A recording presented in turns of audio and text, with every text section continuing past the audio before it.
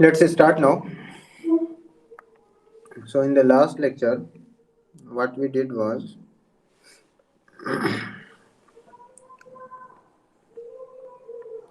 we were solving this problem. So, this is a bench or a beam which is supported at 2 points at point A and B, and we learn how to get the shear force and bending moment expressions. So, up to here, is there anyone having problem? Yes.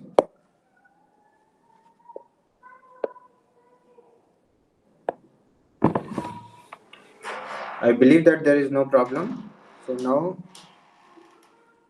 let's start.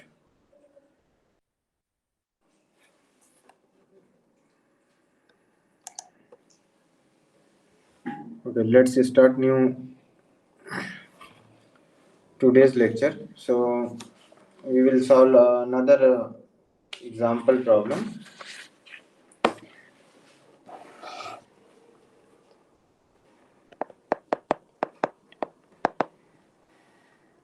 So let's have a simply supported beam,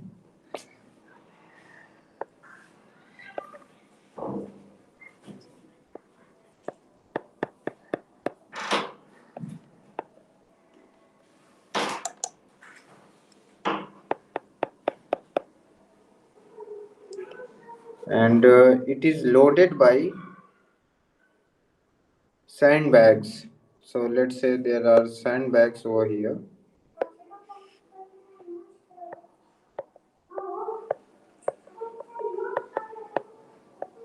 something like this.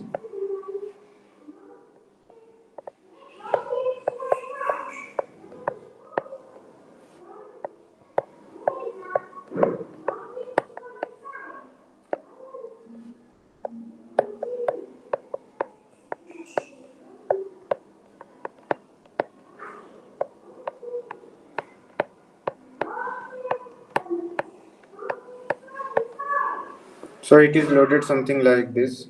Sorry.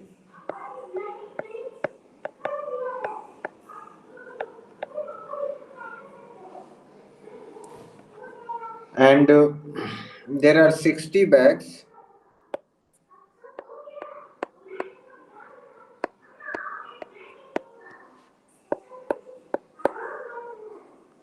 each 400 Newton of weight. So we have to find the reaction and expression for shear force. Find the reaction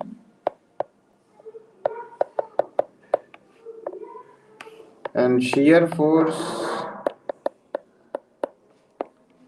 and bending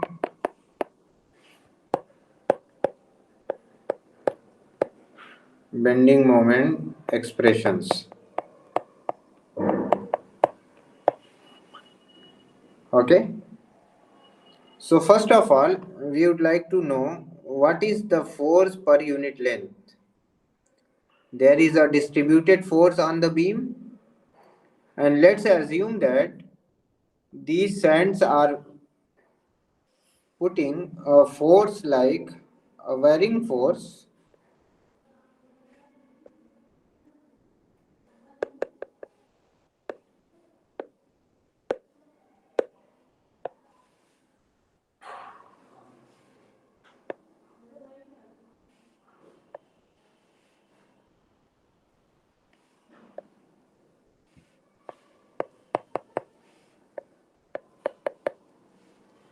Let's assume that the load on the beam is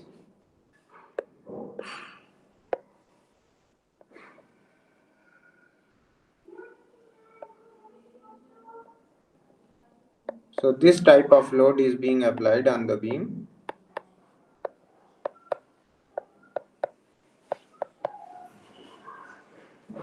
This is Qx, and it is a linearly varying load, and if we start x from here, then the expression of Qx would be Yes, anyone?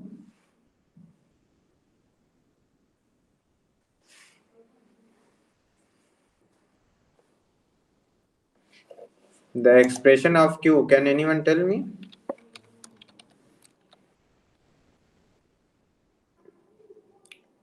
Is there anyone present? Yes, sir. Yes, so can anyone tell me what would be the expression for the Q? Force per unit length क्या act कर रहा होगा यहाँ पे?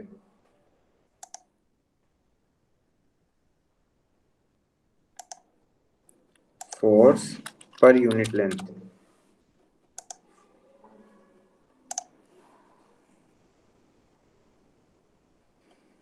यानी अगर मैं आपसे पूछूं कि इस पॉइंट पर अगर यहाँ पे कितना फोर्स लग रहा होगा,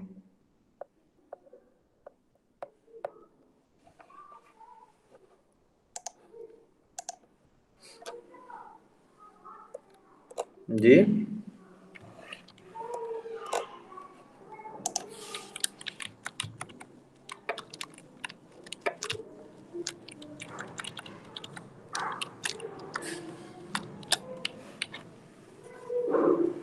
कोई बताएगा नहीं? Okay, let me now call the names. Kishwar, Anas, Athar, Faisal. Am I hello audible? Hello sir. Yes. Sir अभी तक हमने यूडीएल पढ़ा नहीं है कभी भी। यूनिफॉर्मली डिस्ट्रीब्यूटेड लोड आपने या डिस्ट्रीब्यूटेड लोड की नहीं पढ़ा? नहीं सही, बेयरिंग लोड। बेयरिंग लोड नहीं पड़ा है सर। सर अभी तो वेरिंग लोड नहीं पढ़ा. Okay okay okay. तो यहाँ पे ये जो इसके बारे में पहले हम बात करते हैं. यूनिफॉर्मली डिस्ट्रीब्यूटेड लोड है. जैसे अगर मैं आपसे कहूँ कि सपोज करिए कि ये एक बीम है या कोई भी एक स्लैब है और इसके ऊपर मैंने एक बहुत ही हल्का सा एक पिलर हमने रख दिया यहाँ.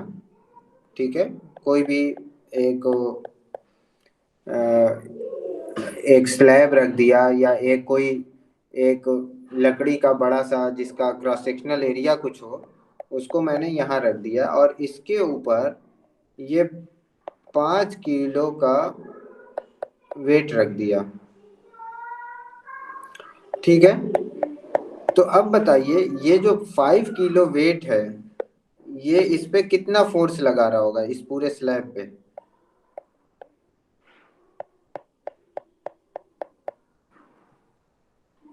इसका वेट पूरा इसी पे तो एक्ट कर रहा होगा ना, इस स्लैब पे. Yes sir. और वे वेट कितना है? 5 kg. अगर इसको फोर्स में कन्वर्ट करेंगे तो क्या होगा? 5 5 × 9.8। 5 × 9.8। 9.8. इसको हम सिंप्लिसिटी के लिए हम 10 मान लेते हैं. तो 50 Newton of force would be acting on this face of the slab. ये जो ऊपर का फेस है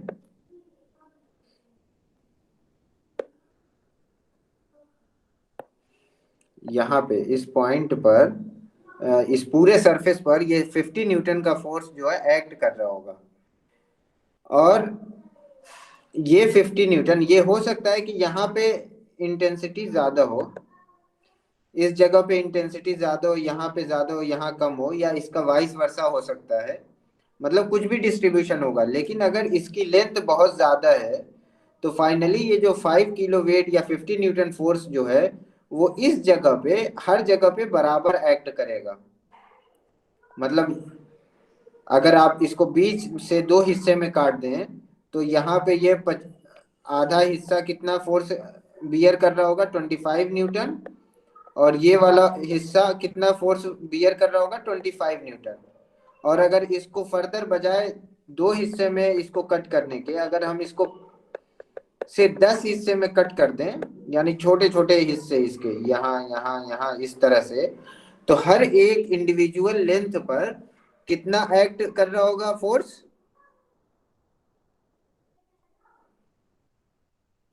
इक्वल। इक्वल, तो कितना टोटल फोर्स 50 न्यूटन है और इसको 10 इक्वल पार्ट्स में डिवाइड किया आपने, तो ईच पार्ट में कितना फोर्स एक्ट कर रहा होगा? 5 न्यूटन। 5 न्यूटन। इसको फर्दर हम 20 पार्ट्स में डिवाइड कर लें तो what would be the force intensity on each individual? 2.5 newton. So that is what a distributed force is all about. So अगर हम इसी चीज को हम फिर से ड्रा करें तो हम इस तरह से दिखाएंगे कि ये फोर्स इस पे एक्ट कर रहा है। ये जो लेंथ है, इतनी लेंथ पे हमने ये दिखाया कि कोई फोर्स है और जिसको हम कह रहे हैं Q, which is a function of x of course.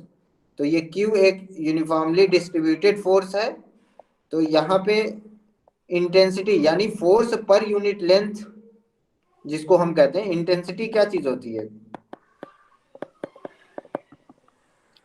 Force intensity को क्या कहेंगे? Force intensity would be force, total force divided by length. तो इसकी अगर बात करें इस केस में तो फोर्स इंटेंसिटी क्या होगी?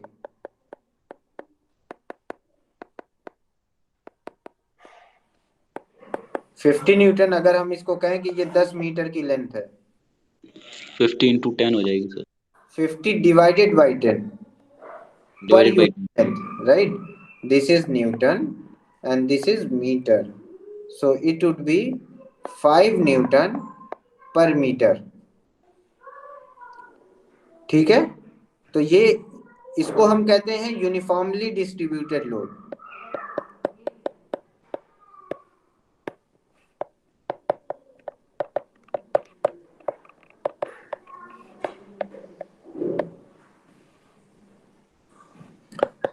Force per unit length is constant. और अगर force per unit length is a linear function of x,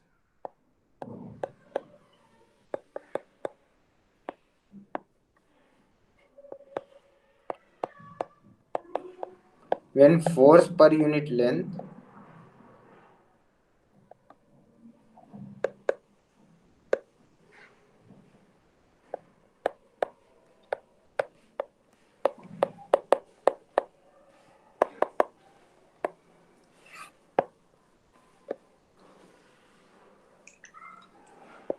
then we call it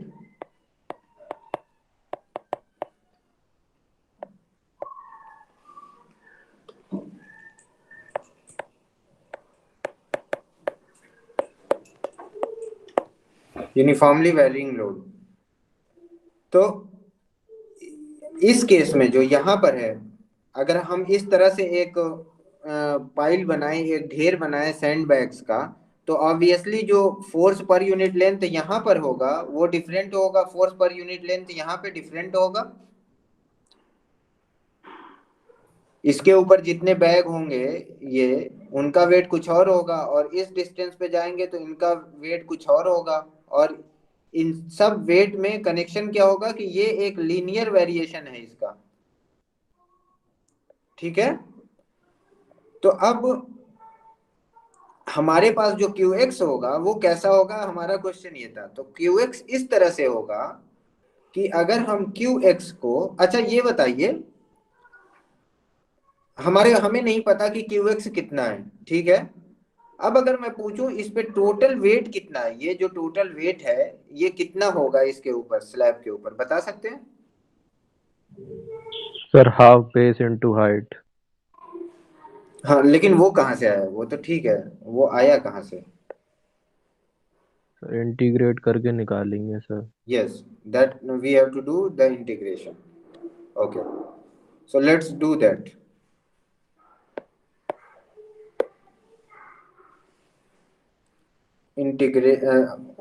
Actually हम पहले इस लेंथ की बात करते हैं, जो हमने ये लेंथ ली, ये length, let's take a length dx। ठीक है, dx का क्या मतलब है? बहुत ही स्मॉल लेंथ, जीरो के करीब but not zero. Let's take very very small length dx। तो dx पे जो टोटल फोर्स होगा कितना होगा?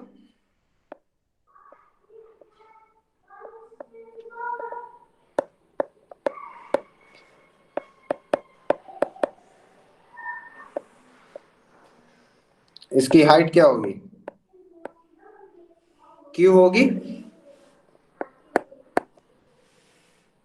x डिस्टेंस पर हमने एक लेंथ लिया dx, और उस पे जो फोर्स हम इवेलुएट कर रहे हैं वो फोर्स कितना होगा?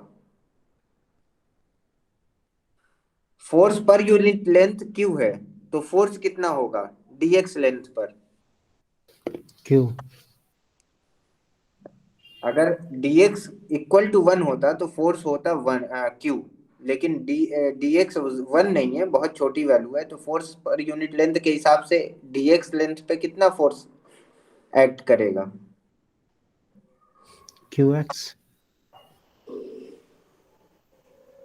देखिए, ये बताइए, मैं कहूँ कि फोर्स पर यूनिट लेंथ जो है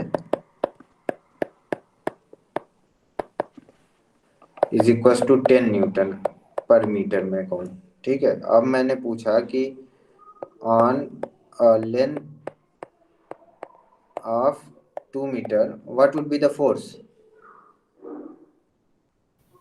5 हो जाएगा sir. 20। Force per unit length 10 metre है, तो 2 मीटर की लेंथ पे कितना फोर्स लग रहा 20। होगा? 20। होगा सर। और on a length of 0.5 metre? 5 होगा सर। 5। तो इसी तरीके से मैं पूछ रहा हूँ what would be the force on a length of dx? Force F पर length FDX। Is Q, force FDX। per unit length is equals to q, which is a function of x. So force on a length of dx क्या होगा? FDX। qx times dx। ये qx जो है, ये length इतनी छोटी है कि ये जो टिल्टेड एक्सप्रेशन है ना, इसको आप कांस्टेंट मान सकते हैं dx लेंथ पर। इस लेंथ पर, ये जो dx लेंथ है, इस पे इसको आप कांस्टेंट मान सकते हैं। तो एक यूनिट पर यूनिट लेंथ के हिसाब से फोर्स qx है, तो dx लेंथ पे कितना होगा? q times dx। जैसे आपने कहा ना कि 10 न्यूटन पर मीटर का फोर्स है, तो 1 मीटर पे कितना होगा? 10 न्यूटन। 2 मीटर पे क्या होगा? आपने कहा 20 न्यूटन। 0.5 मीटर पे कितना होगा? आपने कहा 5 न्यूटन।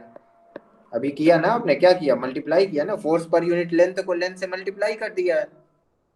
तो यहां पर भी फोर्स पर यूनिट लेंथ को you have to multiply with the force intensity. इतनी बात समझ में आई? Yes sir. Okay, now what would be the force on the whole length?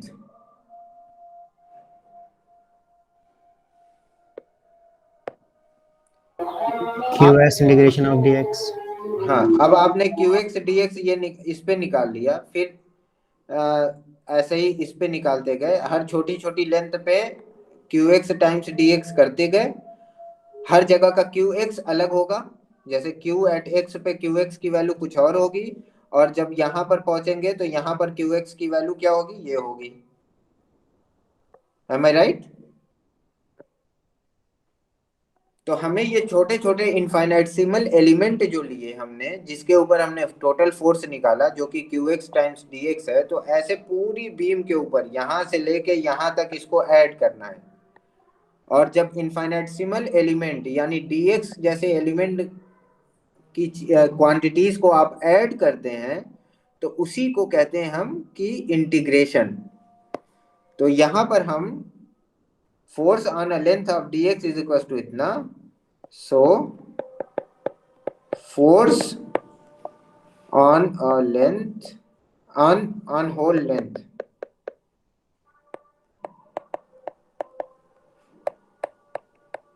on total length is equals to integration of qx dx। कहां से कहां तक integrate करेंगे सब?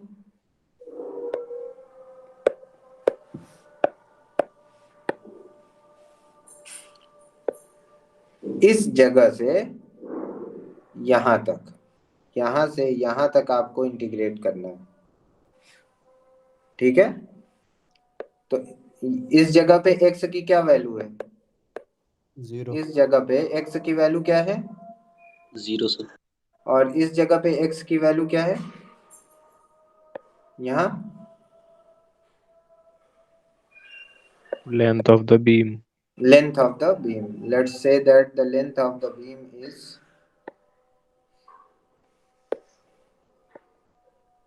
capital L। So x is equal to 0 से लेके x is equal to L तक हमें इंटीग्रेट करना है।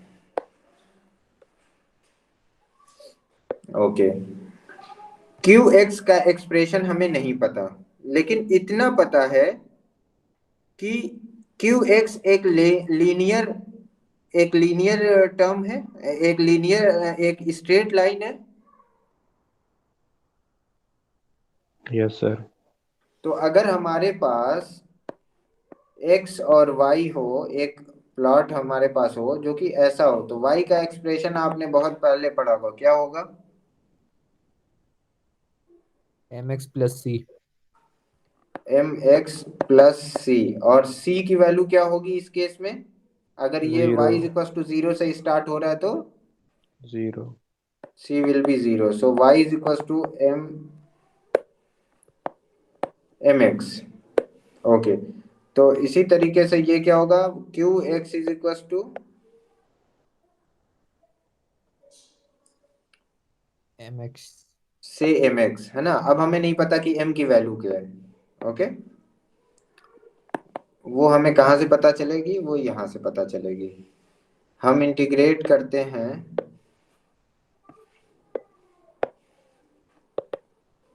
इंटीग्रेशन 0 से लेके L mx dx। तो ये होगा m x स्क्वायर बाई 2 0 से L is equal to m by 2 और L square minus 0 square, which is nothing but ml square by 2। यहाँ तक सही है? Yes, sir. Yes sir. yes sir। Okay, now what is the total weight from here?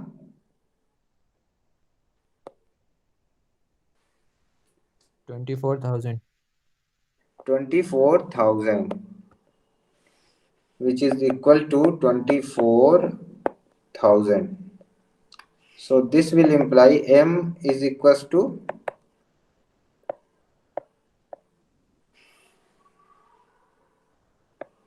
48,000 by L square. Is there any doubt regarding this? Sir वो 48,000 होगा, 4800 नहीं। Okay, 48. Is it right now? Correct? Yes, sir. Yeah. So now we know qx, हमारे पास qx है। qx का expression क्या है? 48,000 by L square x।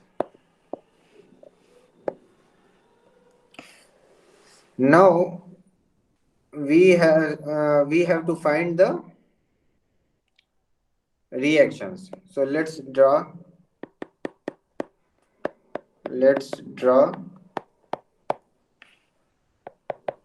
free body diagram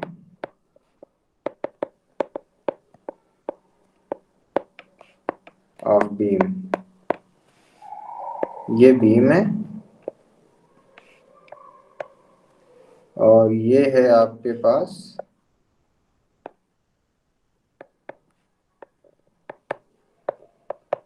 load जिसका expression आपको पता है, और यहाँ पे ये x से शुरू है, टोटल लेंथ है l. Okay, now tell me what type of reaction would be there. This is a simply supported beam. यहाँ पे रोलर है, तो रोलर इसको इस डायरेक्शन में मूवमेंट को रोक पाएगा या नहीं रोक पाएगा? No sir. तो यानी इस डायरेक्शन में रोलर सपोर्ट कोई फोर्स नहीं लगा सकता.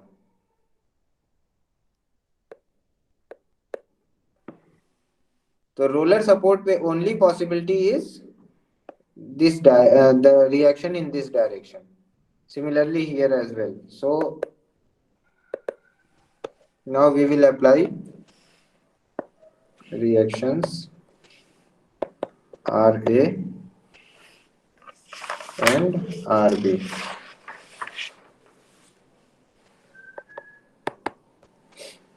ओके, आपका ये कंफ्यूजन हो सकता है, शायद किसी ने सोचा हो कि पहले तो यहाँ पे रोलर सपोर्ट था, तो हम इसी की एनालिसिस कर रहे हैं जहाँ पे रोलर सपोर्ट है, उससे बाहर से हमें कोई खास मतलब नहीं है.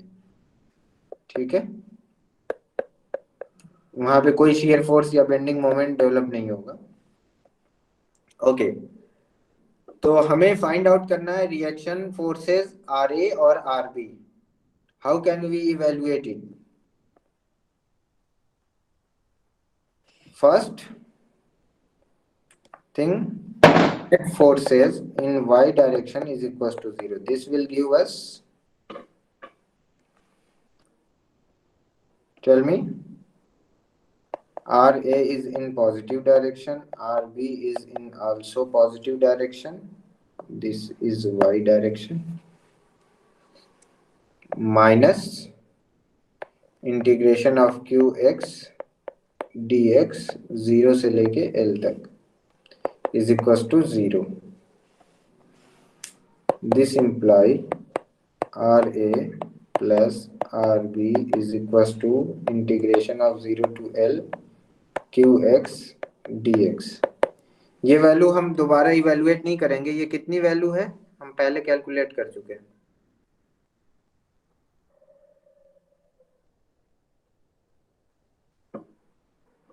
Yes, anyone?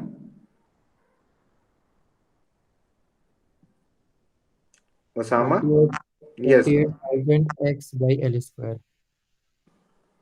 qx की वैल्यू है ना, हम टोटल इंटीग्रेशन की वैल्यू आप बता दीजिए.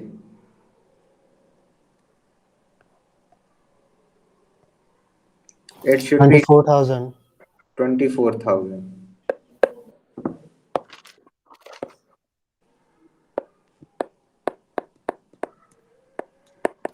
सर इससे ऊपर वाली इक्वेशन बता दिएगा कैसे आई, समेशन ऑफ एफ वाई वाली. कौन सी वाली? हाँ, summation of f y equal to 0, फिर इसके आगे ये वाला. जी. हाँ, ये टोटल फोर्सेस वाई डायरेक्शन में इस बीम पे कौन कौन से हैं? आर ए एक रिएक्शन फोर्स फर्स्ट ए पे लग रहा है, और एक दूसरा रिएक्शन फोर्स है बी पे. जी सर. हमने दोनों को एज्यूम किया है कि ये ऊपर की डायरेक्शन में लग रहे हैं. जरूरी नहीं है, आप नीचे की डायरेक्शन में एज्यूम करेंगे तो अकॉर्डिंगली आपको पॉजिटिव निगेटिव आ जाएगा, जिससे आपको पता चल जाएगा कि जो आपने पहले एज्यूम किया था वो उसके अपोजिट डायरेक्शन में. ठीक है, हम यहाँ एज्यूम करके चल रहे हैं कि सपोर्ट ए और सपोर्ट बी दोनों रिएक्शन फोर्स अपवर्ड डायरेक्शन में अप्लाई कर रहे हैं. ठीक है, ये बात समझ में आई नहीं? यहाँ पे ये सपोर्ट है ना, देखिए ये रोलर सपोर्ट है, यहाँ पे ये दिख रहा है रोलर सपोर्ट आपको. Yes sir. तो ये रोलर सपोर्ट पे हमने ये कहा कि ये इसको इस डायरेक्शन में मूव नहीं करने मतलब रिस्ट्रिक्ट नहीं करेगा. अगर ये बीम रोल करना चाहे तो ये रोलर सपोर्ट जो है इसको रिस्ट्रिक्ट नहीं कर पाएगा.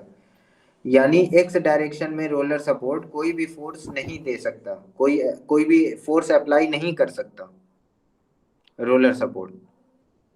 तो इसमें सिर्फ और सिर्फ एक पॉसिबिलिटी है कि ये रिएक्शन फोर्स इस डायरेक्शन में देगा. यानी अगर आप इस रोलर को हटा दें बीम से, बीम को डिटैच कर दें और जो रोलर बीम पे फोर्स लगा रहा है उसको हम वहां दिखाएं, तो रोलर सपोर्ट इसको हमने ये एज्यूम किया कि अपवर्ड डायरेक्शन में एक रिएक्शन फोर्स ये दे रहा है. Yes sir. रिएक्शन फोर्स आप समझते हैं ना, या उसको यस सर, समझ गया, आगे समझ। हाँ, तो ये दो रिएक्शन फोर्सेस यहाँ पे हमने शो किया है, आर ए और आर बी, अपवर्ड डायरेक्शन में। और इस बीम पे और क्या एक्सटर्नल फोर्स लग रहा है? ये जो सैंड का वजन है, जो सैंड बैग्स ऊपर रखे हुए हैं उसका कुछ वजन है, वो वजन इस पे लग रहा है, ठीक है। और वो यूनिफॉर्मली वेरिंग एक डिस्ट्रीब्यूटेड लोड है। उस फॉर्म में सैंड रखी ही इस तरह से है, ट्रायंगल बना के, कि वो उसका जो फोर्स इंटेंसिटी जो है वो यूनिफॉर्मली वेरिंग है। तो उसका एक्सप्रेशन हमने यहाँ पे इवेलुएट किया, q x is equal to 48,000 by l square times x, that would be the expression of this line, ठीक है। तो ये जो लाइन टोटल फोर्स एक्सर्ट कर रही है, ये सैंड इस पे बीम पे, वो ये है integration of q x times d x, ठीक है। Yes sir. ये डाउनवर्ड डायरेक्शन में, इसलिए हमने निगेटिव साइन अप्लाई किया हुआ है। Now when total forces are zero, अगर टोटल फोर्स कब जीरो होगा? जब बॉडी इक्विलिब्रियम में है। अगर बीम इक्विलिब्रियम में है तो ऑब्वियसली टोटल फोर्सेस जीरो होंगे। तो वहां से आर इस इक्वेशन से ये आया, r a plus r b is equal to integration of q x from 0 to l. और ये इंटीग्रेशन ऑफ क्यू एक्स जो है 0 टू एल, वो कुछ भी वो क्या है, यानी ये टोटल फोर्स है ऑफ द सैंडबैग्स। और टोटल फोर्स सैंडबैग्स का क्या है? 60 सैंडबैग्स क्या है? 60 सैंडबैग्स एंड ईच बैग वेज कितना? 400 न्यूटन। तो 400 इंटू 60 जो है वो 64 kilo newton, 64 kilo newton of course, 25,000 newton जो है ये आया। अब I think it is clear to you. Yes sir. Okay. Now we have to, so we have one equation, and how many unknowns over here? Two unknowns, Two, which sir. is RA and RB. So we need one more equation. And how are we going to get the another equation?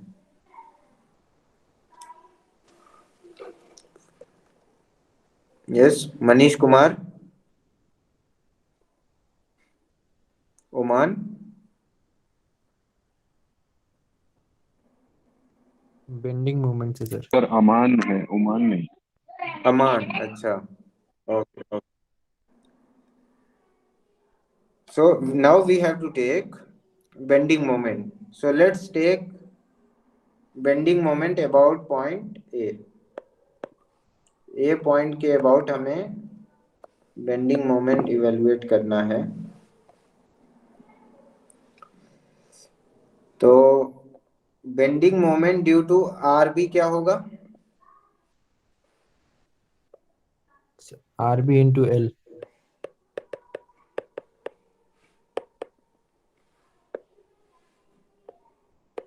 Are b times l. It is in the counterclockwise direction, so it is coming out of the board. Z direction is out of the board, so it is positive. And what about another thing?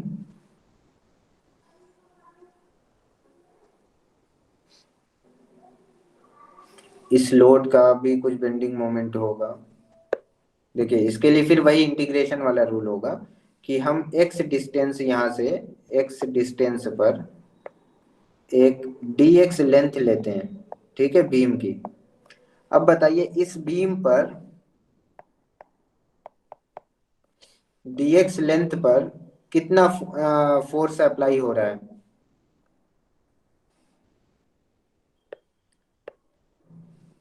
Q x into D x. Q x into D x, ठीक है। ये एक force apply हो रहा है यहाँ पे, Q x into D x, ठीक है। इस फोर्स का मोमेंट क्या होगा ए के अबाउट?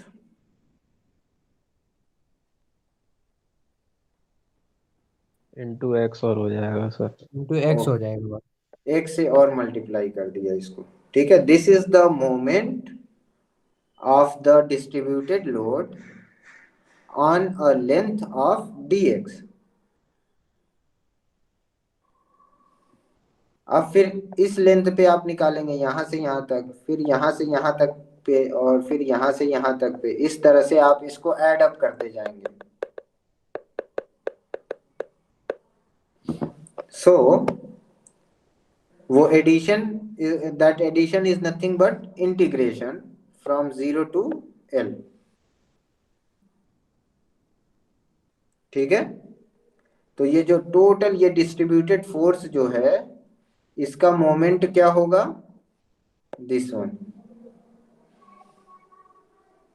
यहाँ पे कंफ्यूजन है तो अभी पूछ लीजिए, दोबारा फिर एक्सप्लेन कर दूंगा, वरना फिर मुश्किल होगा फिर आगे, क्योंकि ये इंटीग्रेशन वगैरह का कॉन्सेप्ट बार बार दोबारा आपको बता दिएगा परेशान करेगा। लास्ट वाली क्वेश्चन। देखिए, ये एक बीम है,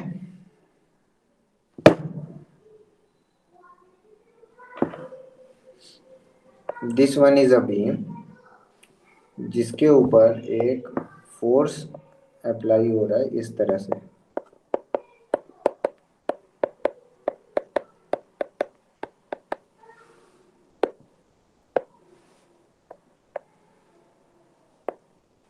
ठीक है, अब अगर मैं ये कहूं कि इस लेंथ पे इतना, एक बहुत ही छोटा सा आप लेंथ लीजिए x डिस्टेंस पर, यहां से x शुरू है, तो ये x डिस्टेंस पे एक लेंथ लीजिए dx, और इसका एक्सप्रेशन जो है q as a function of x है।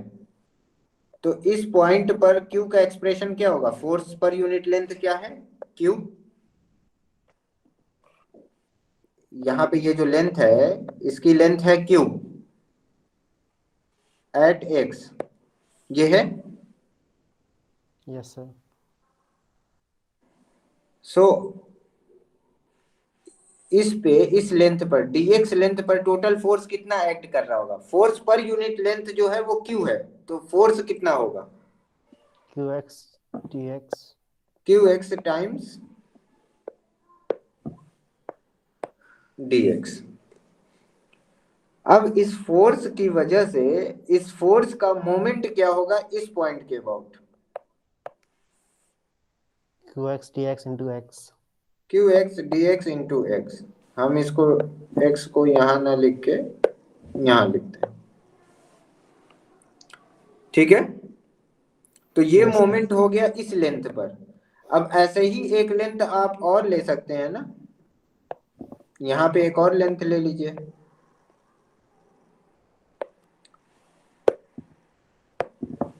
फिर यहाँ पे एक और लेंथ ले लीजिए। इन सब लेंथ पे कुछ ना कुछ फोर्स लग रहा होगा, यही एक्सप्रेशन होगा qx, और उन सब का मोमेंट यही होगा। Yes sir. और इनको आप ऐड करते जाएंगे, जिसमें x की वैल्यू चेंज होती जाएगी ना, यहाँ पे x की वैल्यू कुछ और होगी, यहाँ पे कुछ होगी, यहाँ पे कुछ होगी, यहाँ पे कुछ होगी। नहीं समझ में आया? अच्छा, अगर हम सर आ गया। ओके ओके, तो इसको हम ऐड करते जाएंगे इंटीग्रल इनफाइनेटिसिमल लेंथ के ऊपर, तो इसी को हम कहते हैं इंटीग्रेशन फ्रॉम 0 to L, जहां से जहां तक इंटीग्रेट करना है। यानी अगर पूरी लेंथ पे इसको ऐड अप करना है तो that is integration from 0 to L। तो वही चीज, ये मोमेंट हो गया, this is the moment due to Q, the whole distributed load जो है उसकी वजह से ये मोमेंट आएगा। So that is what I have written over here. Let me write it here. अच्छा, इसका एक्सप्रेशन, इसका साइन क्या होगा, निगेटिव होगा सर। इसका साइन जो होगा वो निगेटिव होगा।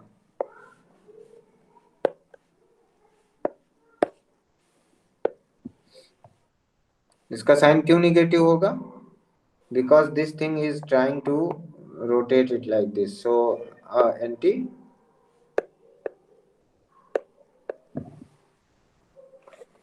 anti clockwise direction, so this should be 0. So this imply RB is equals to 1 over L integration 0 to L Q x का एक्सप्रेशन हमने क्या इवेलुएट किया था, this one 48,000 by l square times x,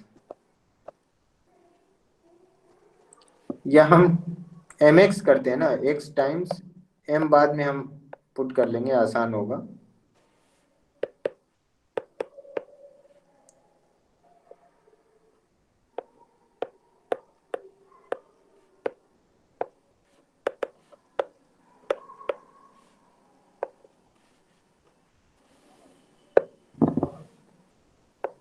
x cube by 0 to L, which is nothing but m by L, 3L of course, L cube minus 0 cube, so m L square by 3 RB। Okay, यहाँ तक clear है?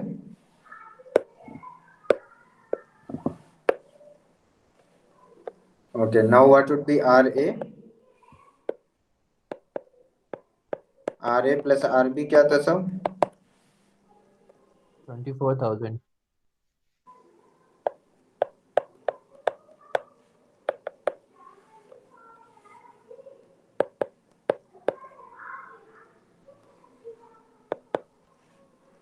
पहले RB evaluate कीजिए। RB m की value क्या थी? 48,000 by L square.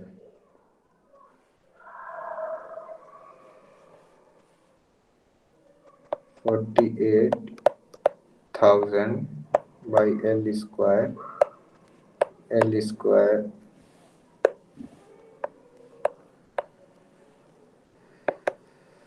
by 3, so this one will cancel out and it will be 18,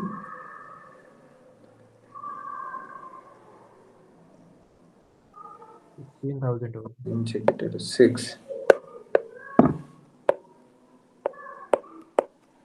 16,000 Newton, right? And RA would be 24,000 minus 16,000, so it would be 8,000 Newton. Is it clear now? Yes, sir. Now we have the beam. Here we have 8,000 Newton and here we are having 16,000 Newton, and we have a distributed load of this sort. Now our aim is to determine the shear force and bending moment. So let's make a imaginary cut over here and take the left part.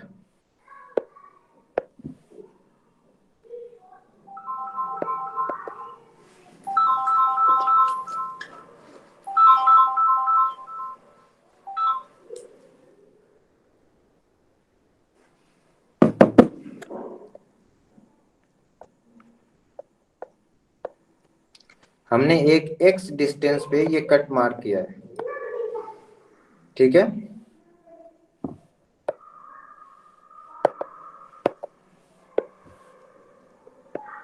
और इसको फिर से हम draw कर रहे हैं।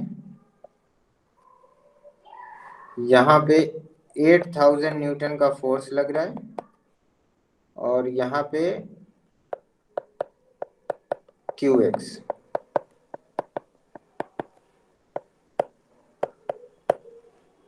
Okay,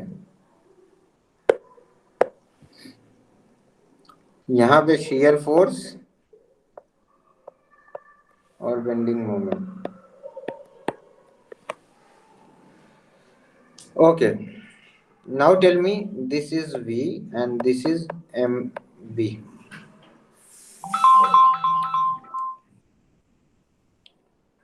अब बताइए साहब, ये डायरेक्शन सही हमने ड्रॉ किए, शेयर फोर्स और बेंडिंग मोमेंट के?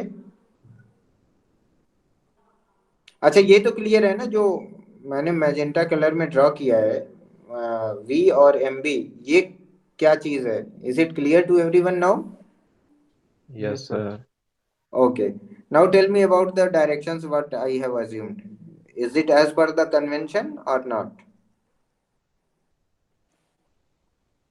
सही है sir.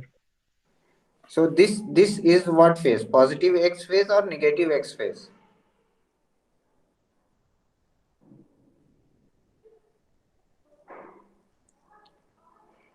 The normal to this phase, positive होगा. the normal to this phase is in which direction? In positive x direction or negative x direction? The positive. positive X So direction. it is a positive phase. तो positive phase में shear force positive हम कब लेते हैं? जब ये positive Y direction में होता है, और हमारा वाई डायरेक्शन हमेशा वाई ऊपर की तरफ, हम इस कन्वेंशन से चल रहे हैं कि वाई डायरेक्शन हमारा हमेशा ऊपर होगा.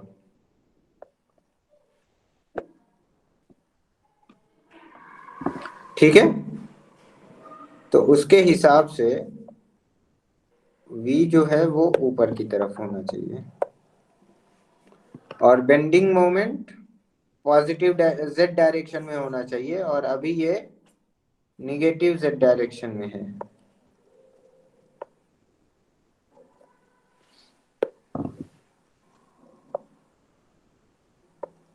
Okay. Now tell me, if this body is in equilibrium, a section or a portion of the beam is in equilibrium, total forces in y direction should be 0. So this imply 8,000 in upward direction, so it will be having a positive direction, plus V. V, yes. Anything else? Minus integration of q x D x. Minus integration of qx dx. Very good. From 0 to x. 0 to x. देखिए यहाँ पे अक्सर आप confuse होंगे, जब पहले तो आपको इंटीग्रेट करना है इस चीज को, राइट, जिसको आप कहते हैं कि इनडेफिनिट इंटीग्रल, राइट, और उसके बाद आपको लिमिट लगानी है 0 से x तक की.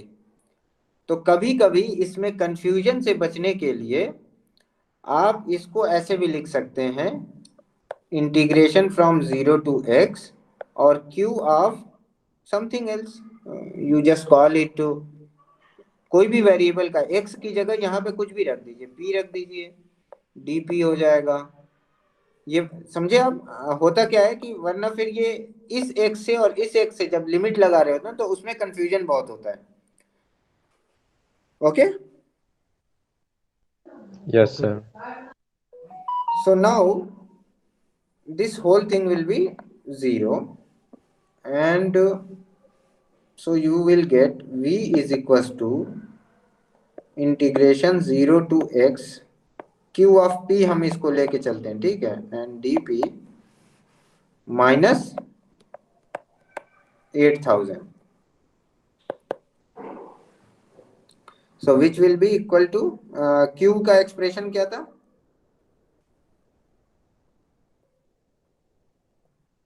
48,000 by L square times x.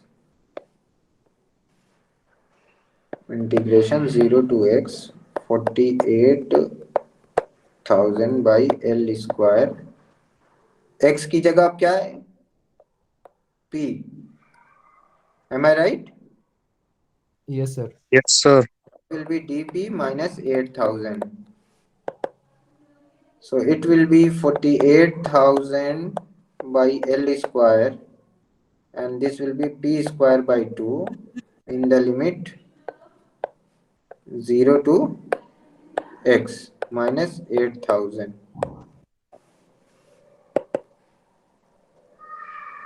which will be 48,000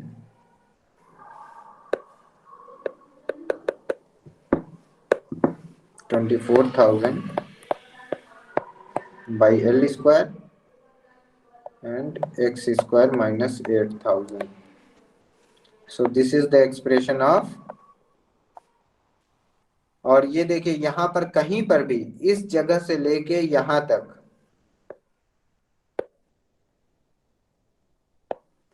यहां से लेके यहां तक कहीं पर भी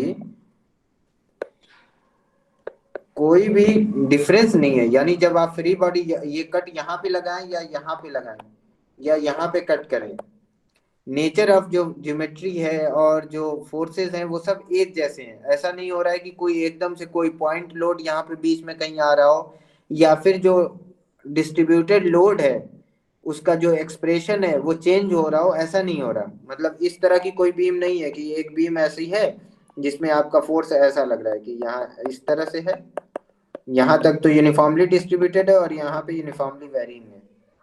ऐसी कोई कंडीशन अगर नहीं है तो आपका जो एक्सप्रेशन ये v का आ रहा है वो वैलिड होगा फ्रॉम हियर टिल हियर। ठीक है। Yes sir. अगर ये कंडीशन होती तो आपको एक बार यहाँ कट लगाना पड़ता और एक बार इस पॉइंट के बाद यहाँ कहीं कट लगाना पड़ता, और दो पार्ट में आपके एक्सप्रेशंस आते। तो now you have got a expression. अगर आप इसको ड्रॉ करना चाहेंगे बीम की लेंथ के ऊपर, ये बीम की लेंथ है जिस पे इस तरह का फोर्स लग रहा है, और यहाँ पे 8000 का फोर्स अप्लाई हो रहा है और यहाँ पे 16000 का। So when you will evaluate this, when you will draw the shear force, then at x is equals to 0, you will get shear force as minus 8000. तो ये 8000 पे होगा। और at x is equals to L, जब यहाँ पे L की value आप रखेंगे तो you will get 16000 पॉजिटिव, और इसका जो वेरिएशन होगा वो एक्स स्क्वायर का वेरिएशन ऐसा होता है ना, तो कुछ इस तरह का वेरिएशन होगा।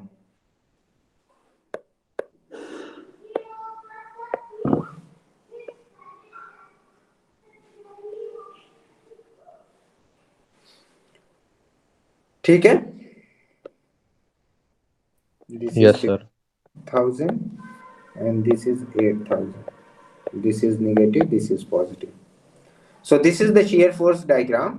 Similarly, you have to evaluate bending moment diagram. Bending moment diagram के लिए क्या करना होगा?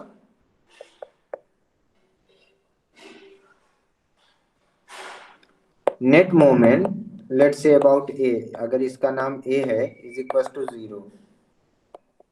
तो क्या क्या कंट्रीब्यूशन होगा बेंडिंग मोमेंट में? या ए के अबाउट नहीं लेते हैं, no don't take about a, it will be mathematically a bit complicated. हम इस पॉइंट के अबाउट लेते हैं, जिसको हम कौन सा पॉइंट कहें? क्यू पॉइंट कहें।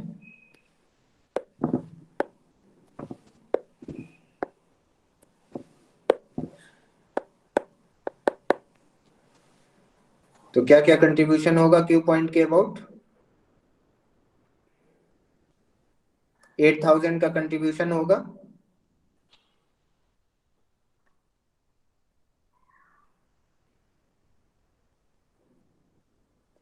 Okay, Yes, I sir. think the class time is over. Do you have any other Yes, class? sir. Yes, sir. Okay. Lab. Okay अच्छा ये बताइए, ये हम इसको कुछ चेंज कर सकते हैं टाइमिंग को सैटरडे वाली को, या एक साथ कपल कर सकते हैं क्या दोनों क्लासेस को? कोई आपका 2 स्लॉट खाली हो एक साथ? नो सर, सारे पूरे वीक में क्लासेस। No sir. ओके, तो सैटरडे का Already किसी busy और है। दिन शिफ्ट हो सके, अगर एक साथ नहीं तो भी?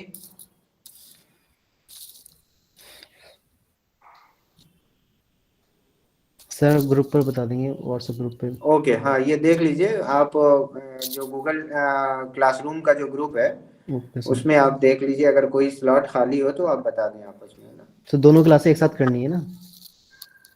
एक साथ कर ले तो वो ज्यादा अच्छा है, और अगर एक साथ नहीं भी हो जाए तो सैटरडे को कहीं और शिफ्ट करें, किसी और दिन। अच्छा देखते हैं, बताते हैं। हाँ sure. Okay sir, okay discuss करके बता देंगे। Okay okay okay, thank you. चलो, अटेंडेंस कैसे हुई? अस्सलाम वालेकुम अटेंडेंस सर। मेरे पास है एक वो रिकॉर्डर, तो लेट रिकॉर्ड्स इट। ओके।